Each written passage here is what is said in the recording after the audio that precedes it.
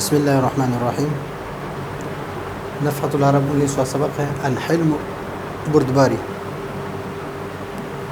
بردباری کے بارے میں ہے، یہ وہی صفت ہے جس میں انسان اپنے نفس پر قابو پا لیتا ہے اور اپنے نفس اور طبیعت کو جو غصے کے ہیجان ہوتے ہیں یا غصے کی جو تیزی ہوتی ہے اس پر کنٹرول حاصل کرتا ہے اور اس کو روکتا ہے، تو اس کو کہتے ہیں الحلم بردباری۔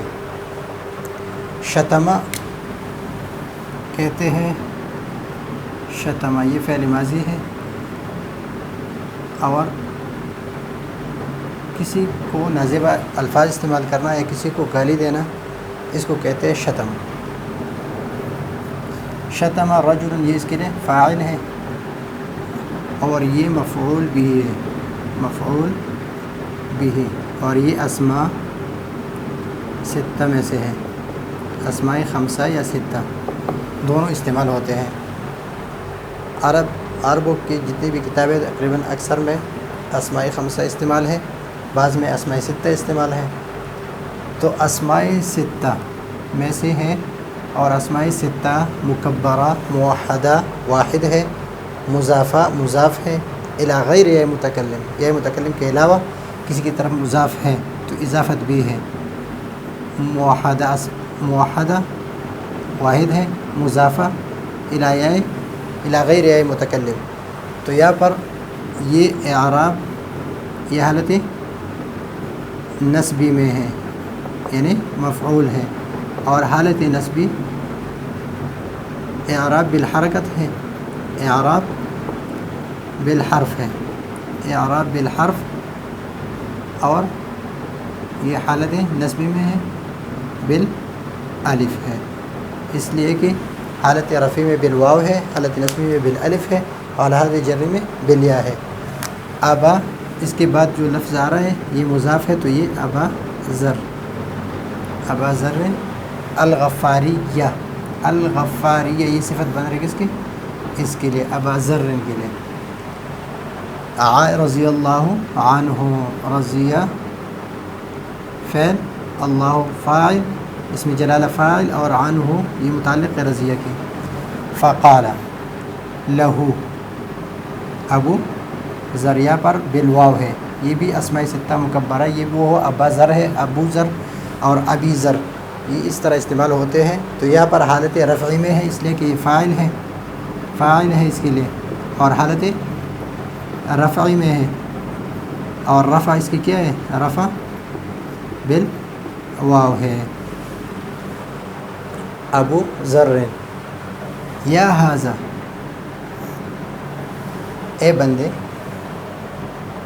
ان بینی و بین الجنت، بینی و بین الجنت معطوف معطوف علیہ ہے اور یہ مضاف مضاف الیہ ہے، اور عقبۃً یہ اسم ہے ان کے لیے اور یہ خبر ہے۔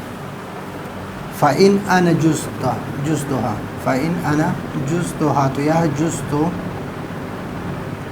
یہ محذوف ہے، فَإِنْ جُزْتُ یعنی أَنَا جُزْتُهَا فَوَاللَّهِ، تو یہ اس کے لیے یہ شرط ہے، یہ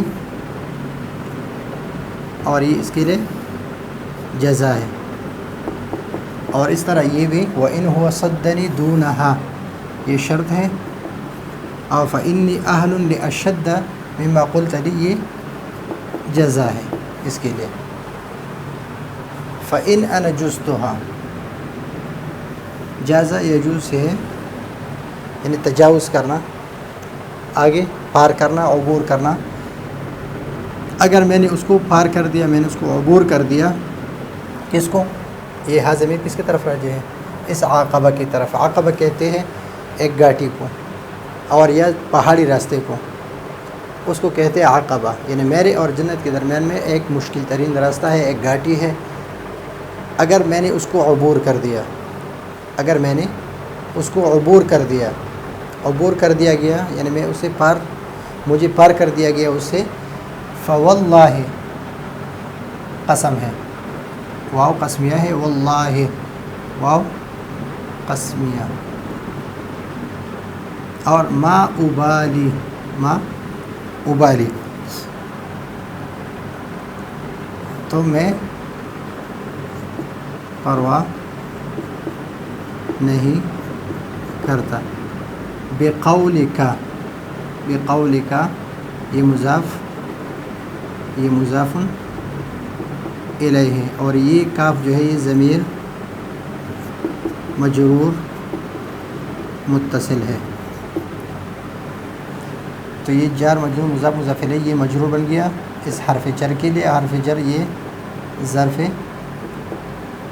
لغو ہے، اس لیے کہ اس کا متعلق جو ہے متعلق لفظوں میں موجود ہے ابالی۔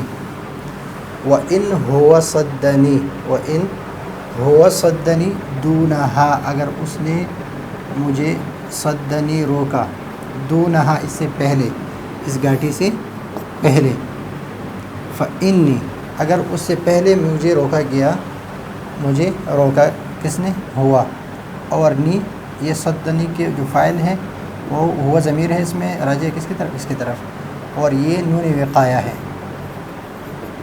اور یہ یا ضمیر متکلم اور منصوب متصل ہے، اور دونہا میں یہ ضمیر جو ہے یہ مجرور متصل ہے، اور یہ ظرف ہے کس کی؟ صدنی کے لیے۔ فإنی تو بے شک میں، یہ یا ضمیر متکلم ہے، منصوب متصل ہے،